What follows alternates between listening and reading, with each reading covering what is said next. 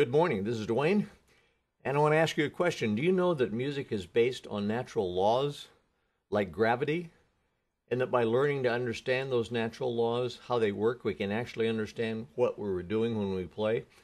We don't have to be at the mercy of just those little black notes on white paper or what someone else has written on that piece of paper, okay? So I'm going to ask you some questions here. How many facts you know about music and piano playing and music theory, and see how many you know. Here's the first question. Did you know that by learning just 3 chords, you can play hundreds of songs? If you don't know that, that's a good thing to know, because every key that you can play in has 3 primary chords, 3 main chords. Those are like the family chords of any key. For example, if I play in the key of F, the 3 family chords are the 1 chord based on the 1st degree of the scale, the 4 chord based on the 4th degree of the scale, and the 5th chord based on the 5th degree of the scale. And those chords happen many, many times more than any other chords. It's possible that anything could happen, but it's very likely if you put all the songs into a big computer and figured out which chords occurred the most in a song, in songs over time, you'd find that the 1, 4, and 5 chords are the chords that are most used in any song, okay? For example, if you played, let's just take Silent Night. That's 1 chord.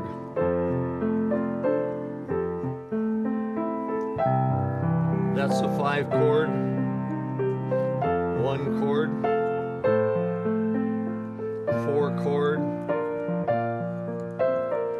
back to the 1 chord, and if you played through the entire song, you could just play it with 1, 4, and 5, okay?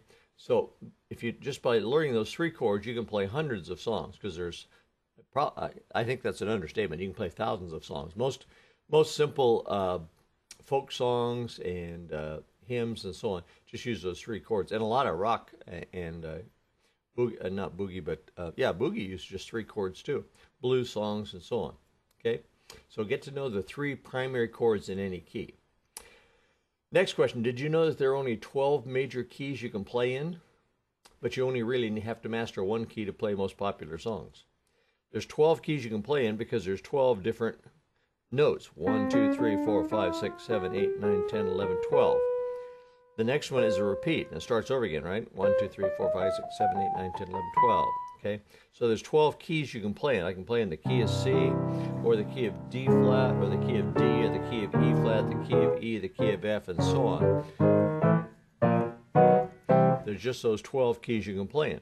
And it's good to be able to play in all 12 keys, but if you're just starting out, just pick 1 key that you like the sound of, and learn that really well. Learn the primary chords, learn the scale, and then learn the primary chords. For example, let's say you like the key of D flat because it has all the black keys in it. Okay, well then learn the primary chords in the key of D flat, which are the 1 chord, the 4 chord, and the 5 chord, and then you can play. You can play in D flat. Okay, there I shouldn't have used some other chords, but you can play lots of songs with just those 3 chords in that key, okay? So even though there's 12 keys you can play in, if you just master 1, you can play most popular songs. Okay, next question. Did you know that it's possible to easily match any melody note to a chord so that you can harmonize that note? Let's take an example. Let's say you're picking out Silent Night. And so on, okay? Well, you can harmonize any note in that melody to chords because the primary chords cover all those notes. For example, what primary, we're in the key of C here. What primary chord has that note in it? The C chord, right?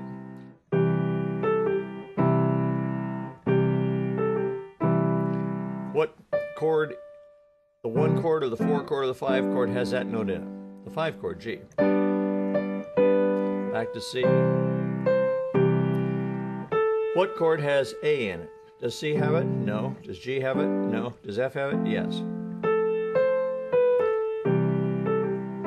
And then back, okay? So then, once you learn what the chords are and how to match them, then you can play learn some techniques like that, and you can make a nice sound. Okay. Did you know that Beethoven's Fur Elise and the blues song Summertime uses the exact same chords for the theme of the song? That's true in so many songs that they use the same chords. Listen. That's A minor. That's E7th, A minor, A minor. Okay, just 2 chords so far. A minor, E7th, and A minor. Okay, now listen.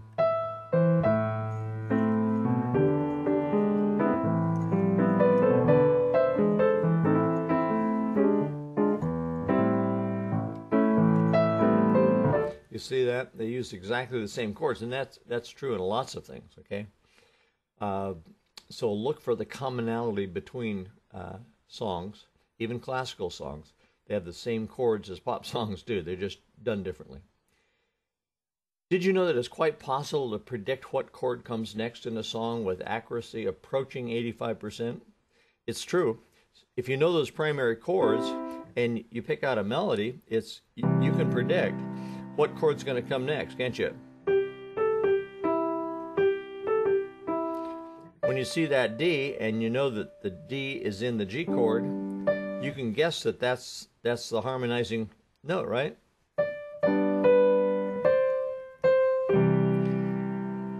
If the note is A, then you could guess that it's in the F chord because that's the only primary chord that matches that, right? So it's kind of related to our earlier question, but it's entirely possible to predict what chord comes next with very high accuracy. Did you know that they use the same chords to play boogie, blues, new age, gospel, pop, rock, country, jazz, everything classical music? It's true, and even some classics use the same chords to play all of that. In other words, if I play, that's the same as, that's the C chord.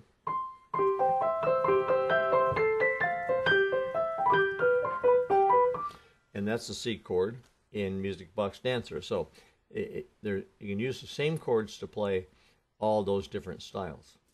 And did you know that guitar chords are the same as piano chords? A lot of people don't understand that. They think the guitar is playing something different. Well, it's a different position. You have to learn the strings, of course, but the sound is exactly the same. Guitar chords are the same as piano chords. The only thing different is the instrument and the resulting sound. That's true of any instrument. Otherwise, you couldn't play in an orchestra if every instrument played a different sound, right? Did you know that hundreds of songs use exactly the same form, so that by learning that form, you can know what's coming next in a song? Music has form. Form is like the rooms of a house, okay? And the most common form is AABA, a song that goes.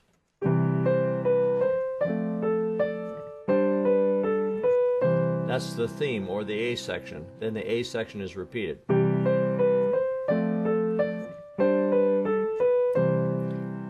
That's AA now.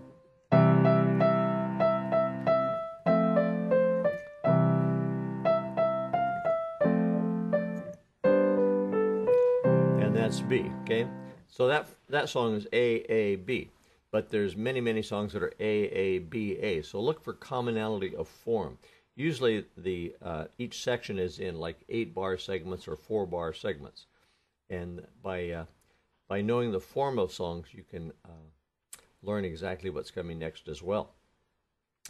And you learn that from music theory, by the way. Okay, if you haven't taken a good music theory course, be sure and do that, because that's the key to learning all about what I've talked here. Learn music theory. Okay.